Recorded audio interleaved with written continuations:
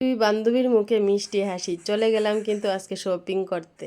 Shopping মলে যখন ঢুকলাম তখন এই জায়গাতে আমার এক ছোট্ট বোনকে দেখলাম, আমার ননদের জালকে। তো ও আমাকে দেখে দেখো কতটা খুশি হয়েছে। তো এখানে দুজনের মধ্যে কথা হলো। আর এদিকে দেখতে পাচ্ছ আমার বান্ধবীকে, এদিক ওদিক কিন্তু ঘোরাফেরা শুরু হয়ে গেছে। তো আমরা কিন্তু এখন বাজার কলকাতা থেকে কিছু শপিং করে চলে আসলাম আকাশখানা থেকেও কিছু কেনাকাটা করে এদিক ওদিক দেখো ঘুরতে গেলাম। তো ঘুরবো না তাই কি আর হয়?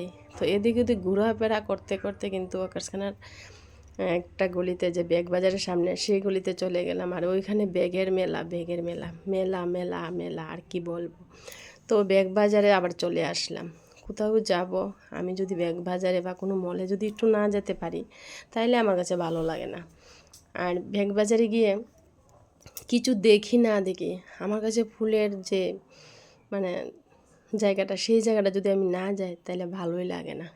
তো ফুলের জায়গাটাতে গেলাম, অনেক কিছু দেখলাম, এদিক ওদিক কী কেনাকাটা করলাম বলতে পারি না। তো ব্যাগ বাজার থেকেও বের হয়ে চলে আসলাম কিন্তু আমরা এখন শকুন্তলা মার্কেটের দিকে। আমার বান্ধবীর আমি খুঁজতে পাইতাছি না, কই জানি এত ভিড়ে। ওই আছে কি আমার বান্ধবী?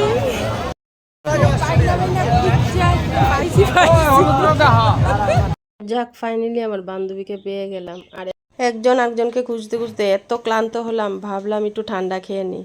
আর ঠান্ডা খেতে বসে দেখো আমার বান্ধবী কতটা খুশি, দেখতে পাচ্ছ।